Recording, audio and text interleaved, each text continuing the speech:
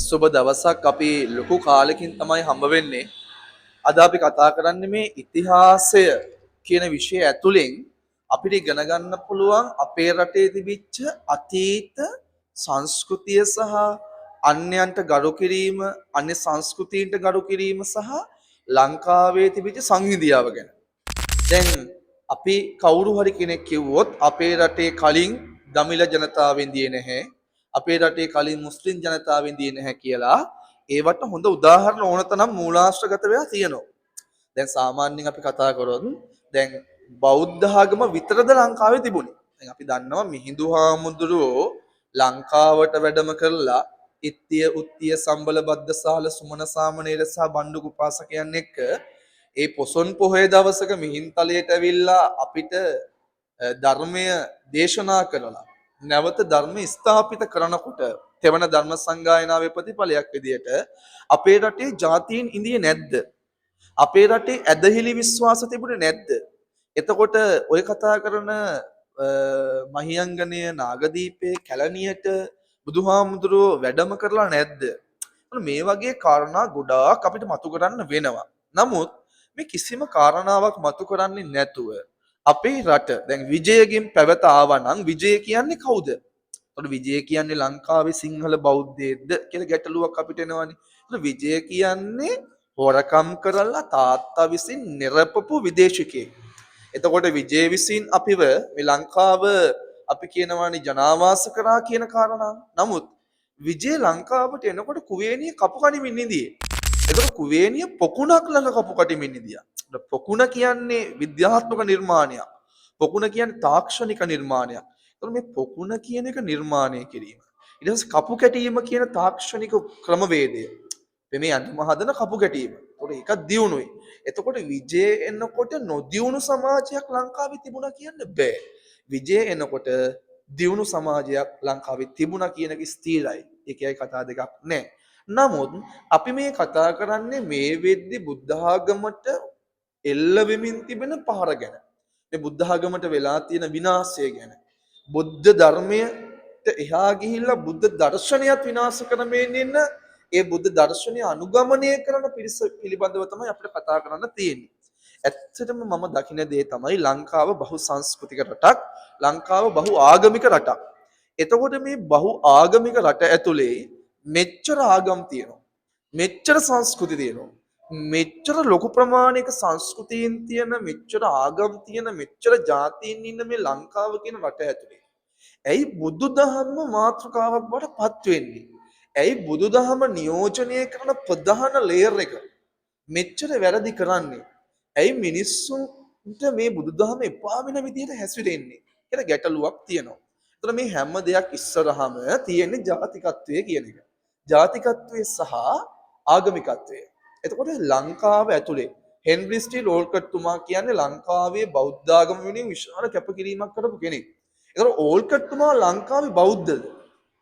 මේකෙන් වෙන්නේ බෞද්ධයන් නොවන කිසිම කෙනෙක් ලංකාවේ මේ බෞද්ධ ආගමට දෙන ආදරය නැති කරගන්න. ඒ මිනිස්සුන්ව මේ ගහලා පන්නන්න මේ හදන්නේ. නමුත් එහෙම නෙමෙයි. හෙන්රි ස්ටීල් ඕල්කට් තුමා කියලා කියන්නේ ලංකාවේ විශාල බෞද්ධ ආගමික සේවයක් කරපු කෙනෙක්.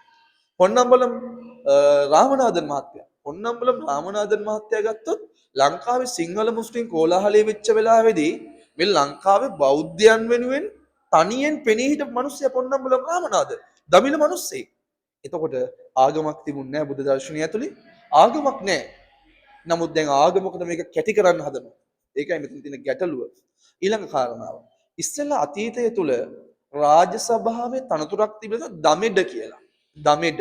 તો මේ දමිළ අය නියෝජනය කරන්න රාජ්‍ය සභාවේ තනතුරක් පවා තිබිලා තියෙනවා. ඒ කාලෙම ඉඳලා තියෙනවා මේ අපේ භික්ෂූන් වහන්සේලා දමිළ අය මහාන වෙලා භික්ෂූන් වහන්සේලා වෙලා මේ අපේ දර්ශනය, අපේ බුදු දර්ශනය ඉදිරියට ෆිලොසොෆියක ඉදිරියට අරගෙන ගිහිලා තියෙනවා. ඉතින් මේකට ආගමක් නැහැ. මේක දර්ශනයක්. මේක ඕන කෙනෙක්ට මේක පිළිපදින්න පුළුවන්. මේක පිළිපැද්දොත් මෙන්න මේ දේ ලැබෙනවා. පිළිපැද්දේ නැත්නම් මේ දේ ලැබෙනවා. ඉතින් මේ වගේ දර්ශනයක් අස්සේ ඉඳගෙන අපි ඇයි මෙච්චර මිත්‍යා දෘෂ්ටික වෙලා තියෙන්නේ කියලා අපිට ගැටලුවක් වෙනවා දුවේ පුතේ. දැන් ඉතිහාසය ඉගෙන ගැනීමේ ප්‍රධානම වැදගත්කම තමයි අන්‍ය සංස්කෘතීන්ට ගරු කිරීම කියන එක. එතකොට මේ අන්‍ය සංස්කෘතියන්ට ගරු කිරීම කියන ප්‍රධානම ලක්ෂණයට පයින් ගහන්න පුළුවන් අපිට. දැන් පළවෙනි විජයබාහු රජතුමා ගත්තොත් පොළොන්නරු රාජධානිය ආරම්භක පාලකයා. එයා මොකද කරේ? පොළොන්නරුවේ දළදා මාලිගාවක් ඉදි කළා. ඒ දළදා මාලිගාවේ ආරක්ෂාවට දකුණු ඉන්දියානු වේලයික්කාර කියලා කුලී හමුදාවක්, ද්‍රවිඩ කුලී හමුදාවක් ගෙන්නුවා. ඒ තරම් මේ මිනිස්සුන්ට විශ්වාස කරා. ඒ තරම් ඒ ආගමික සහනශීලීත්වයක් පෙන්වුවා. ඉතින් එහෙම රටක් මේක. එහෙම තිබිච්ච රටක්. දැන් අපි රාජ්‍යතාන්ත්‍රික සම්බන්ධතා ගත්තොත් ඉන්දියාවත් එක්ක කොපමණ රාජ්‍යතාන්ත්‍රික සම්බන්ධතා අපේ රජවරු පවත්වලා තියෙනවද? දැන් උදාහරණයක් විදියට ගජබාහු රජතුමා ගත්තොත් චේර රාජ්‍යයේ පත්තිනි දේවාලයක් විවෘත කරන්න ගිහිල්ලා තියෙනවා. ඒකට ලංකාවේ රජ වෙන්න බෑ බෞද්ධයෙක් නොවන කෙනෙක්ට. හරි? ඒතකොට මේ බෞද්ධයෙක් වෙලා ලංකාව නියෝජනය කරන ප්‍රධානියා වෙලා දකුණු ඉන්දියානු චේර රාජ්‍යයට පත්තිනි දේවාලයක් විවෘත කරන්න ගිහිල්ලා. ඒතකොට ඒ කාලේ මිනිස්සු විරුද්ධ වුණාද මේවට? එහෙම දෙයක් නෑ.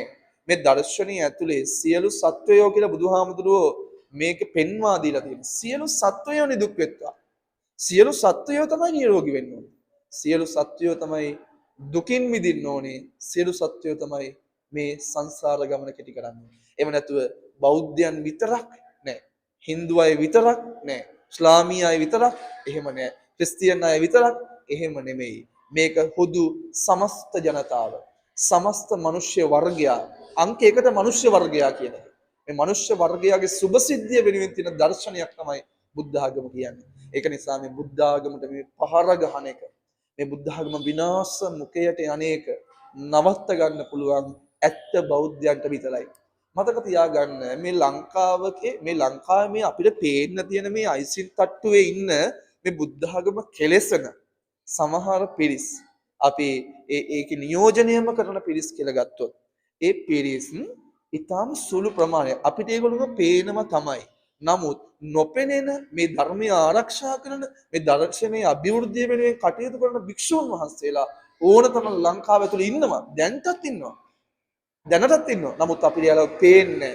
ඒක නිසා ලංකාවේ අදට වැඩිපුරම තමන්ගේ ශාරීරික අවයව දන් දෙන්නේ භික්ෂුන් වහන්සේලා. ඇස් වැඩිපුරම දන් දීලා තියෙන භික්ෂුන් වහන්සේලා. ඒක නිසා අපි හොඳ දකිමු. අනිවාර්යයෙන්ම දර්ශනය විතරක් මේ දර්ශනය අනුගමනය කරන්න. ආගමකට නැඹුරු වෙන්න එපා. මිත්‍යා දෘෂ්ටිකයෙක් වෙන්න එපා. මේ දර්ශනය ඇතුලේ යන ගමන් මේක ඇතුලේ තියෙන මේ ඉන්කම් සොයලා මේවෙන් ගන්න තියෙන ඉතාම බැරෑරුම් දේවල් මනෝ විද්‍යාව, සමාජ විද්‍යාව, ආර්ථික විද්‍යාව එකී නොකී බුදුරජාණන් වහන්සේ පෙන්වා දීලා සෑම දෙයක්ම ලබා ගන්න. අරගෙන මේ ගමන යන්න.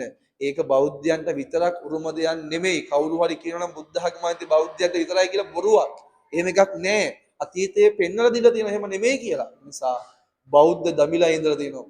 බෞද්ධ මුස්ලිම් මිනිස්සු ඉඳලා තියෙනවා. අපි ඕන තරම් දකිනවා බෞද්ධ ක්‍රිස්තියන් මිනිස්සු බෞද්ධ ආගම අදහනවා. ඒක නිසා මේ රට විනාශ වෙන්න දෙන්න එපා. මේ රට ආදරය කරන්න. මේ රට බෞද්ධමයි කිය හිට්ලර්ලා හදන්න එපා. හිට්ලර්ට ඕන උනේත් ජර්මන් ජාතිය උතුම් ජාතිය බවට පත් කරමින් නත්සිවාදයේ තිබෙන ජර්මනිය වෙනම අන්තගාමී තත්ත්වයකට ගෙනියන්න. නමුත් මේ බුද්ධ ආගම කියමින් ආගමකට නැඹුරු වෙමින් අපි මේ යන්නේ අන්තයකට. බලන්න කොච්චර නිකායන් තියෙනවද? සිවුරු කොච්චර වෙනස්ද? සිවුර අඳින විදිය කොච්චර වෙනස්ද? අඳින කඩේ අඳින විදිය කොච්චර වෙනස්ද? සමහරු සපත්තු දානවා, සමහරු කොලර් දානවා, සමහරු අද්දිකට අඳිනවා, සමහරු කොණ්ඩේ වවනවා, සමහරු රැවුල වවනවා. දැන් මේක පරිහානියකට පත් වෙමින් යන්නේ. නමුත් කිසිම කෙනෙක් විශ්වාස කරන්න එපා භික්ෂූන් වහන්සේලා හරි වැඩ කරොත් තමයි අපිට නිවන් යන්න පුළුවන් කියලා. නෑ. එයාලගේ පව් එයාලා ගෙනියයි. නමුත් අපිට පුළුවන් නම් ඒ අතීතය තුලින් වර්තමානයේ තේරුම් අරගෙන අනාගතය ගොඩනගන්න අන්න එදාට මේ රට ලස්සන රටක් වෙයි. එදාට දරුවනේ ඔබ ලස්සන අනාගතයක් තාරුණ්‍යයක් බවට හැරෙයි. අන්න එතකොට මේ රටේ ඒ ලස්සන තව වැඩි වෙන්න පටන් ගනී. මේ ස්වභාව සෞන්දර්යය ආරක්ෂා කරන පරිස්සම් කරන මිනිස්සු නිර්මාණය වෙයි. පරිසරයට ආදරය කරන සතා සිව්පාවට ආදරය කරන මිනිස්සු නිර්මාණය වෙයි. ඒක නිසා අතීතයේ දේවල්, ඉතිහාසයේ දේවල් ඉගෙනගෙන ඒ දේවල් තුලින් වර්තමානයේ තේරුම් අරගෙන අනාගතය ගොඩනගන්න අපි මෙච්චර කල් ළමයින්ට උගන්වන්නේ අන්න ඒ දේමයි. ඒක නිසා අන්තගාමීන් නොවි සත්‍යගාමීන් වෙන්න ආදරණීය මිනිස්සු වෙන්න මේ රට තවදුරටත් ලස්සන බහු සංස්කෘතික බහු ආගමික බහු ජාතීන් ජීවත් වන රටක් බවට පත් කරන්න. එහෙනම් හැමෝටම සුබ දවසක්.